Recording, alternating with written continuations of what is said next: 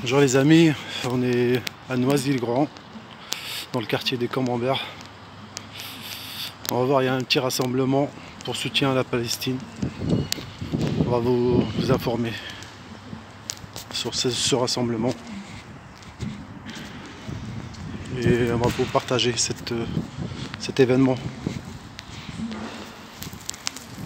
C'est un territoire occupé, morcelé, mutilé, grignoté chaque jour, chaque nuit, colonisé, rejeté au mépris de toutes les règles du droit international. À chacun de nos voyages, nous constatons l'augmentation illégale des colonies de 160 000 colons lors des accords d'Oslo. Nous en sommes maintenant à près d'1 million de colons. Comme à Gaza, Israël accélère le nettoyage ethnique par des arrestations, des attaques répétées en Cisjordanie occupée, notamment contre les camps de réfugiés de Tulkarem et de Jénine, considérés comme des symboles de la résistance palestinienne.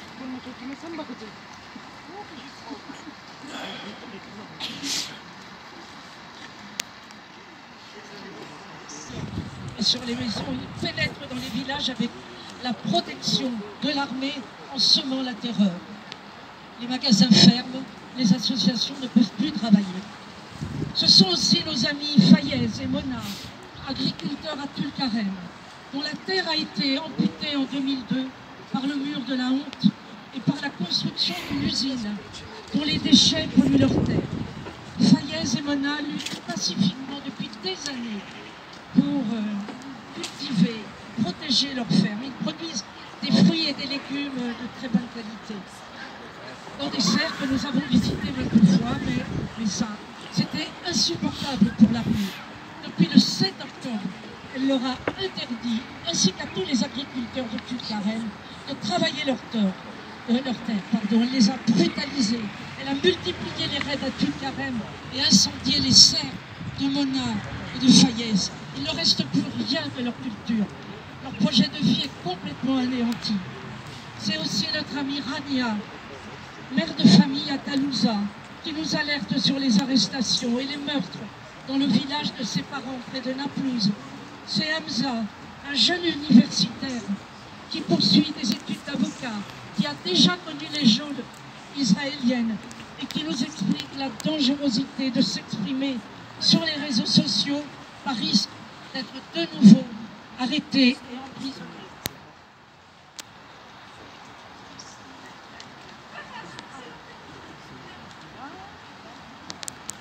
C'est le témoignage de Françoise Coco qui est partie 8 fois à Gaza. Elle a fait le voyage de 8 fois.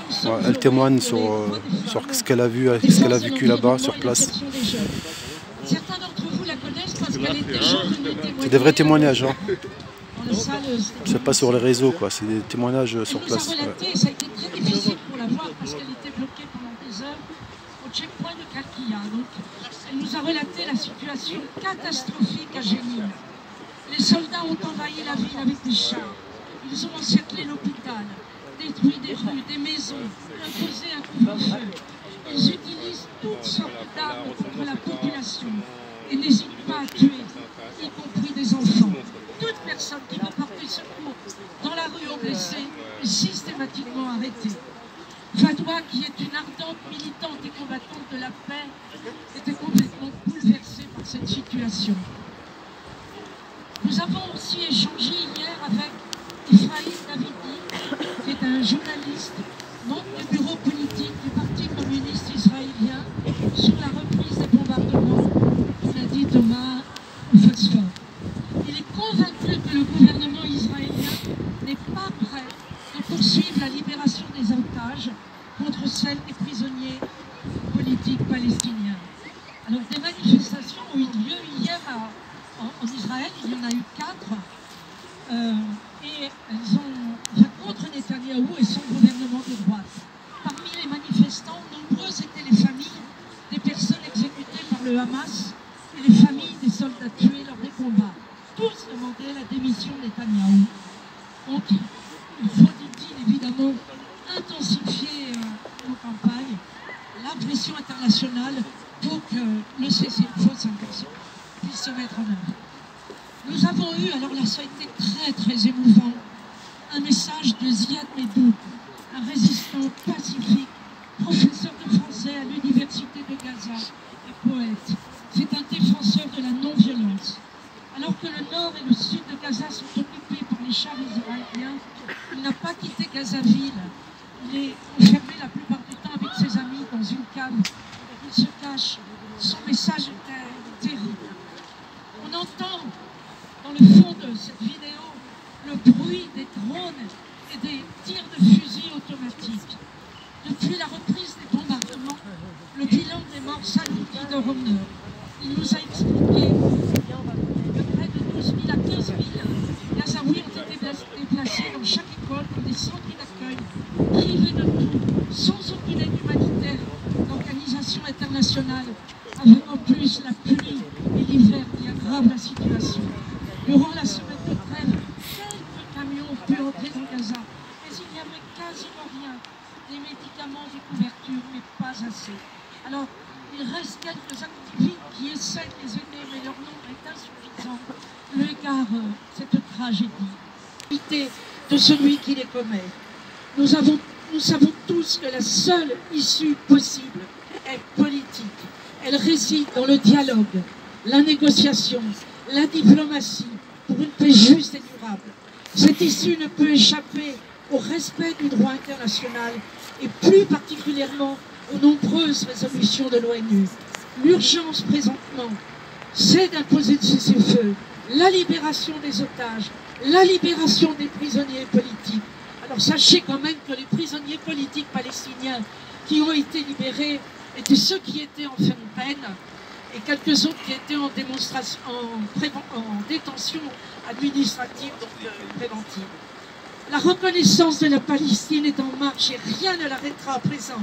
Elle nous fait battre le pavé dans toute la France et soulève des foules considérables dans le monde entier. Vous en êtes les témoins aujourd'hui. Merci, merci beaucoup.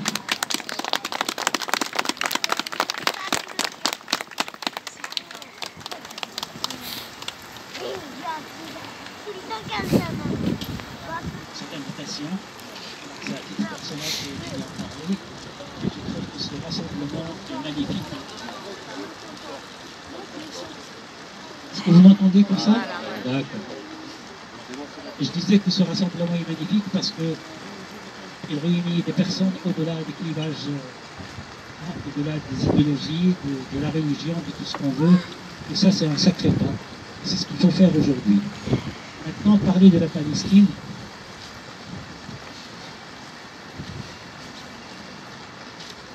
Il n'est pas nécessaire d'être musulman, chrétien ou athée. C'est une question c'est une cause humaine et c'est ça qui est très important.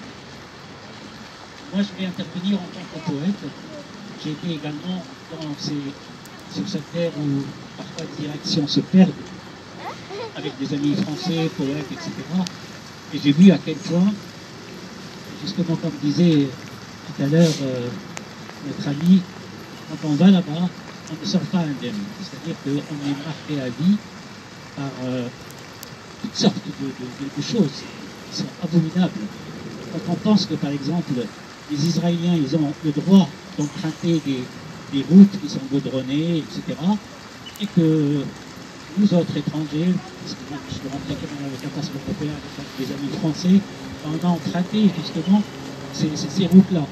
Tandis que les Palestiniens, il faut qu'ils fassent 30 km au lieu de 100 mètres. Donc, traverser des pistes, etc., sans parler des checkpoints, etc.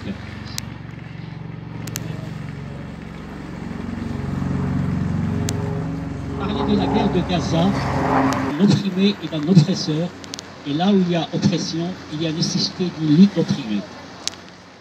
Donc, ça ne m'étonne pas que les Palestiniens vont encore demain résister, continuer à résister, parce que le 7 octobre, ce n'est pas une journée exceptionnelle, ça fait 75 ans que ça dure. Ça fait 75 ans que le peuple palestinien on a presque tout dit de toute façon, tout ce que je veux dire, c'est presque ironique. ça fait 75 ans que ce peuple subit toutes sortes d'humiliations, d'oppression, et il est évident que ce peuple ne va pas rester les bras croisés.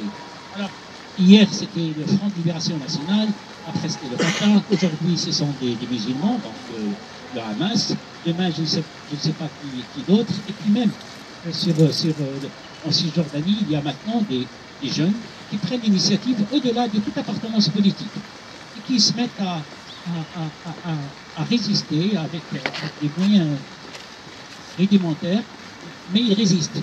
Donc, ce peuple, il faut qu'il se débrouille pour s'en sortir. Parce qu'il voit que la communauté internationale, il y a une internationale du silence. La communauté internationale, même quand il condamne l'État d'Israël s'en fiche complètement. Mais il s'en fout du droit. Il s'en fout de la justice. Il s'en fout parce que son objectif, c'est justement, comme disait tout à l'heure Thomas, c'est d'occuper le plus de territoire. Vous savez qu'en 1948, il y a eu 500 villages qui ont été rasés. 500 villages en 9 mois. 1 million de personnes exilées, c'est-à-dire chassées de leurs terres, de leurs maisons. Et puis aujourd'hui, il y a ce qu'on appelle une deuxième Nakba, c'est 1 million et quelques de personnes qu'on essaie ici d'éloigner. Et l'objectif, ce n'est pas la paix qu'ils cherchent, les accords d'Oslo ou les accords d'Abraham. Donc oui, n'aboutissent à rien. Au contraire, vous leur donnez ça, ils veulent ça, et ainsi de suite, et ils ne vont pas s'arrêter là. L'objectif, c'est aussi non seulement occuper la totalité de la Palestine, mais ils pensent aussi jusqu'à l'Euphrate. Ils pensent aussi occuper la Jordanie, occuper une partie de la Syrie, occuper une partie de l'Irak. Ce sont des fous.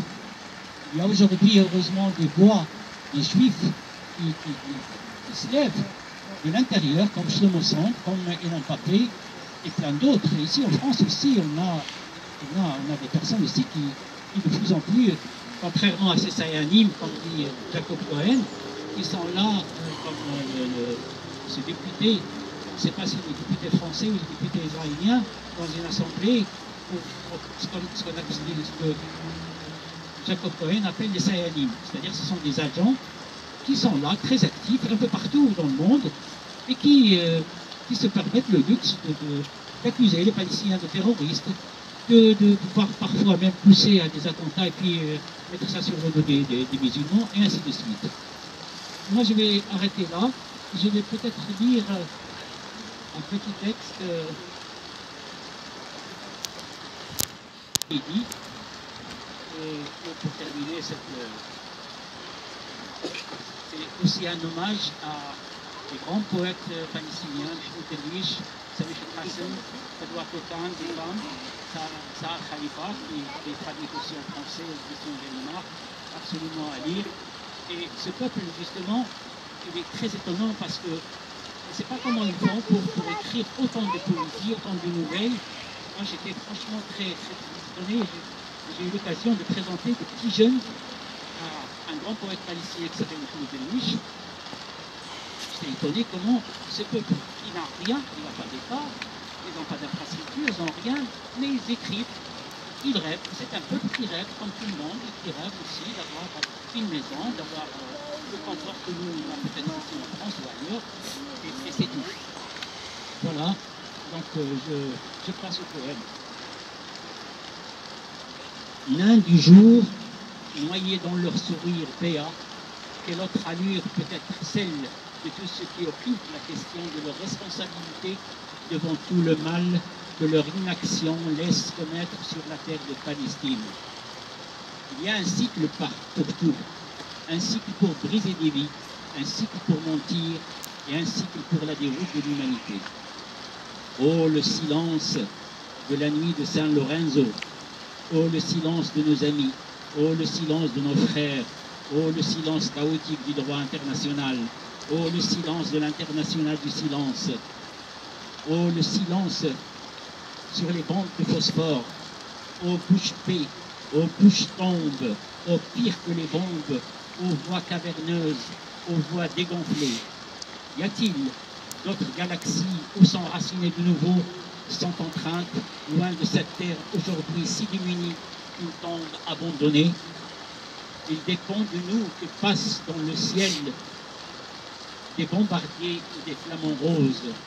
Il dépend de nous que l'humanité retrouve la paix et la sérénité pour continuer à dilapider le peu de liberté qu'il nous reste.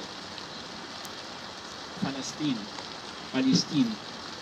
La Palestine m'a blessé jusqu'à la poésie. Était né du mauvais côté du vent. Un matin seulement, je l'ai laissé là, sur le seuil de la porte, le temps d'une balade au pays de mon aimé. Mais quand je suis revenu le soir, ce n'était plus elle.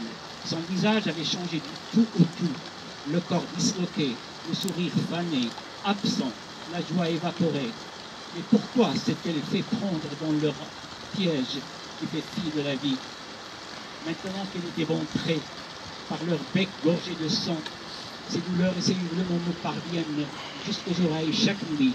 Et bien que sa mort ne soit que provisoire, la réalité insupportable et triste à vivre au milieu de génocides sans fin entre le sommeil et la nuit.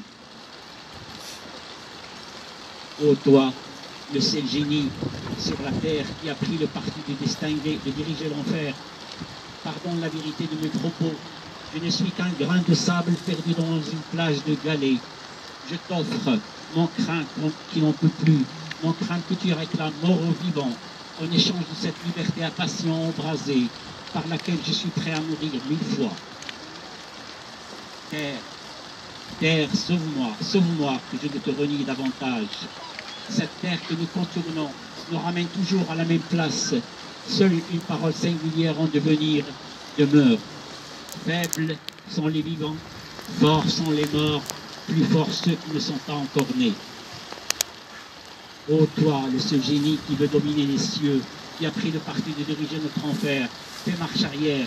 Je ne désire pas te voir finir dans un cratère de sang, la chair marquée par les dons de ceux que tu as affamés, spoliés, diffamés, humiliés, volés, massacrés, trompés, exploités.